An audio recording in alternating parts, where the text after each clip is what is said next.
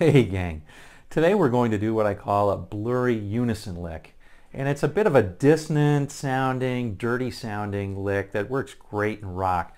Probably the most famous example of that is the lick at the end of Barracuda by Heart. This one right here I'm talking about.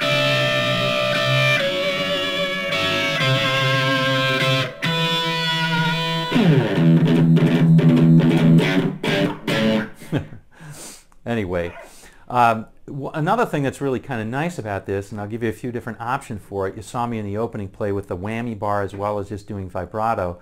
You can also do bends. So it's a nice way to develop whatever you think is the right way to do it on the instrument, and that's a good way to develop your own voice as well. All right. Hey, as always, if you like this one, give it the thumbs up, and if you haven't yet, subscribe for a couple of these every week. We'll see you in just a second. All right, gang, let's go over this note for note. First things first, you can download the tab from the link in the description below. It's going to make your life a lot easier.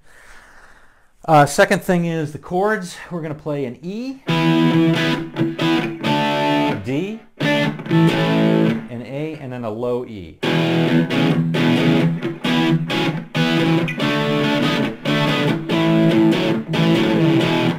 Very common rock progression. All right, so now this lick is actually in the E Dorian mode because those chords are related to the key of A, not the key of E, but we're going to play it out of the E position here. No matter, it doesn't matter. You can just think of this as, hey, this is kind of like the E minor pentatonic at the, the typical blues box position at the 12th fret, and you're golden. All right, either way is good. All right, so let me play the whole lick first, and then we'll break it down.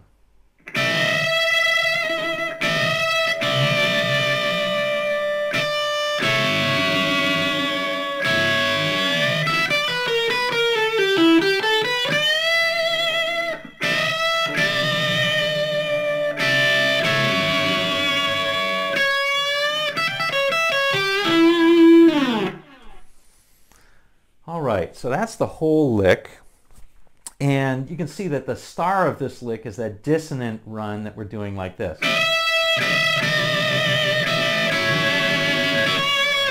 Almost feels like it's going back up to there, right? Okay, so it's sort of the melody line is this.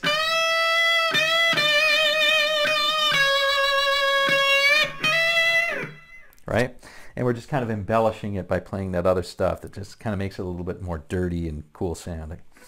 All right, so here's what we're doing. We're going to take the first one sort of almost a blurry unison, right? So we're taking first string 12th fret, second string 15th. We're going to bend that 15th up till we're just about at the 17th, almost a whole step. So not quite. And then give it lots of vibrato. Okay, and then come down, stroke it again and come down to the 15th. Again, give it lots of vibrato. This one's really sort of dissonant sounding. Very cool. And then we'll go down one more. So that's just the 14th. All the while you're holding the 12th and the 1st. All right, so that's that whole lick right there.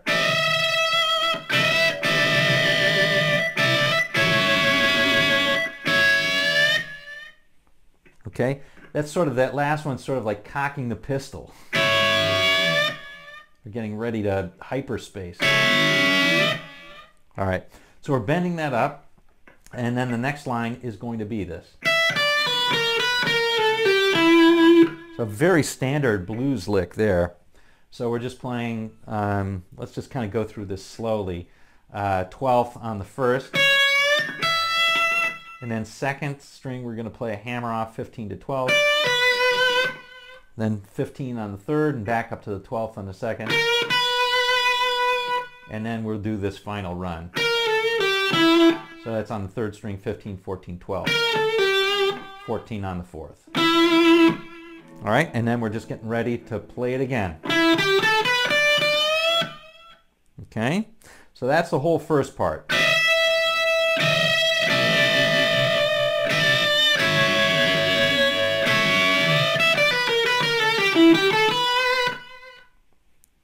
And that's just kind of walking up the pentatonic scale at the end. All right, 14, 12, 12, 14 on the third, and 12 on the second. All right, second time through, it's exactly the same for the first part. And the second part is just like this. Just doing a little A7 arpeggio there. Okay, so again, we'll do that cocked pistol sort of thing. And then we're going to play this. Nice little lick to know, by the way. So we'll play 12 to 15 on the first, hammer on and pull off. 14 on the second. On the third, we're going to play the 12 and tweak that a little bit, right? Tweak it up just slightly.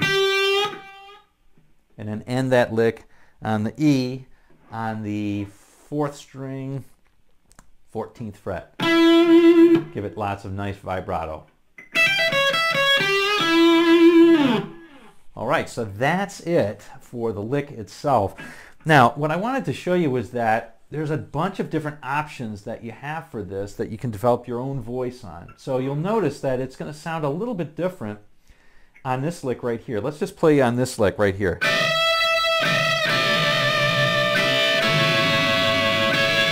And then let's end it like, you know, Roger Fisher would have ended of Heart, right here. Okay, that's 12-12. So if we did that, the first one's a bend, you notice. We could bend all of the notes. So one of the things I can do is I can start from the note below and bend up a half step each time after the first one. The first one I'm going to continue to bend a whole step, so like this.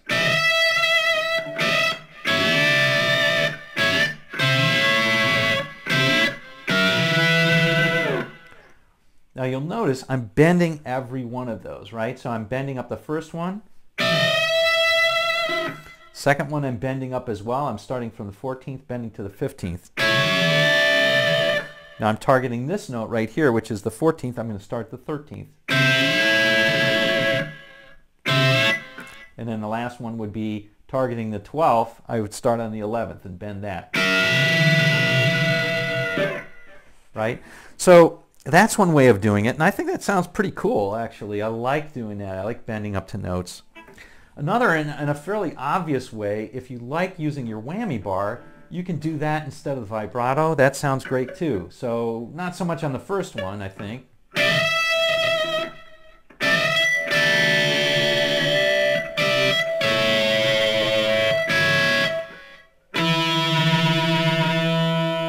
can also do harmonics. Anyway, lots of different options on this one. If you're a fan of the whammy bar, you can do that like I did in the opening. I think the first time around I just did bends, normal bends, and vibrato. And on the second time around I used the whammy bar just to show you how maybe it sounds a little bit different. I don't use the whammy bar that much, so probably that didn't sound as good to you. It didn't sound as good to me. But it's up to you, right? And you're the one who's the quarterback of your own sound. Okay. Well, there you have it, gang. Short and sweet. Hope you enjoyed this one. We'll see you on down the road.